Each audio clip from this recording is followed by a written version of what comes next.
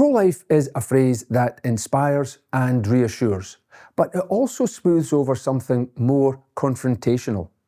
If we truly believe in defending life before birth, then why hesitate to say we are anti-abortion? Maybe the issue isn't the language, it's our discomfort with how clearly it speaks. And maybe it's time to stop choosing words that are easy on the ears and start choosing words that are honest.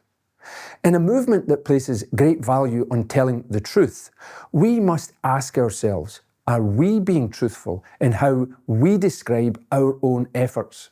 Are we being sincere in what it really means to be pro-life? Pro-life may be easy to say, but anti-abortion is what we actually mean. And in a time of mass moral confusion, we don't need softer language, we need clearer language.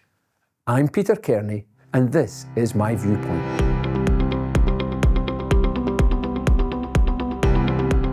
To be pro-life has generally always been understood to oppose abortion.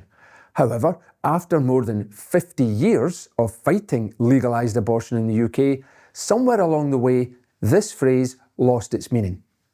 Climate action, animal protection, migration policies, and every sort of socio-economic disparity. Now, it seems to be pro-life is to be pro-anything. The very meaning of the phrase pro-life has been diluted and restructured to now include nearly every other moral cause on earth. It is expected that if you dare to oppose abortion, you must equally advocate for every other moral cause listed and more. Otherwise, you're branded as morally lacking, as someone who only cares about life before birth, but nothing more. However, in my opinion, if you advocate to stop the slaughter of unborn babies in the womb and focus your direction solely on that, then you are not a morally lacking person. Far from it. You're a person of courage, someone who is aware of the repercussions of speaking out in this cultural moment and have chosen to go against the tide and to do so anyway. Pro-life people are routinely interrogated with follow-up questions designed to destabilise our position. How many children have you adopted? How do you help struggling families?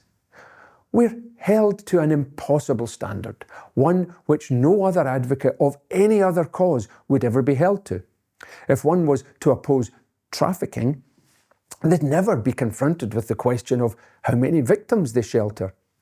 If one was to oppose domestic violence, they wouldn't be confronted with the question of how many survivors they individually support. The same must be expected of the anti-abortion position. Abortion is the most barbaric practice of our time. Tiny babies being torn apart is now not even just tolerated, but celebrated as a form of freedom and demanded as a human right. Advocating against this atrocity alone is enough. Being anti-abortion with no strings attached is enough. For decades, the terms anti-abortion or anti-choice have been spat as an insult or a slur. These phrases have been used to make those who oppose abortion feel ashamed of their position. This, perhaps, makes us cling to pro-life terminology, something which is softer, positive, and less confrontational. But let's be clear, the choice that they speak of is the choice to poison, suction, and dismember a tiny human. What a deceptive warp of language it is to demonise those who oppose that with the slur of anti-choice. If the choice that they speak of is to kill tiny babies, then we should be proudly anti-choice and unafraid to proclaim it. I have criticised the pro-abortion movement for their never-ending ability to sugarcoat the reality of abortion and what it means. They shroud killing in the word choice. They disguise a baby as a clump of cells, and they march under the banner of pro-choice when they are simply pro-abortion. With this in mind, it's natural for us to feel a sense of uneasiness towards the sugarcoating of our own efforts.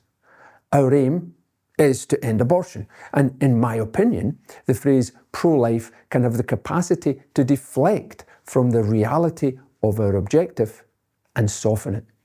Essentially, trading truth for comfort. I'm unsure what pro-life has come to mean.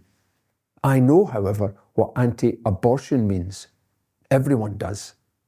It would be widely accepted to be anti any other physical abuse of the human person, anti-slavery, anti-trafficking, anti-domestic abuse, describing oneself as any of those things, and no one would ever bat an eyelid. Yet those who oppose abortion are seemingly reluctant to take up the mantle of anti-abortion, when in fact this is clear language that should be reclaimed. Abortion is the great evil of our time. There should be no shame in proudly proclaiming that one is anti-abortion. Yet sadly, instead of standing boldly and proclaiming that to be pro-life is to oppose abortion, some appear to have succumbed to this watered-down, vague understanding of what it means to be pro-life. Fight climate change as fervently as abortion, some pro-lifers have said, whilst others deny that abortion is an unparalleled evil and claim it to be on a par with other social issues affecting the human person, such as migration policies. Unborn babies are the most vulnerable and forgotten members of the human family.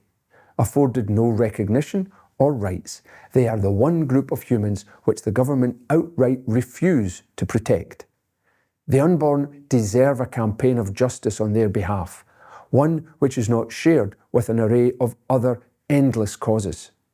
And if we succumb to this watered-down, all-inclusive version of what it means to defend life, we pull even more much-needed attention away from the efforts to defend the unborn. Anti-abortion and anti-choice, these aren't labels to shy away from or deflect. They're convictions we should be proud to stand behind. In a time of hazy language and subjectiveness, there is courage in our clarity. If our conviction is about abortion, we should say very plainly that we're against it.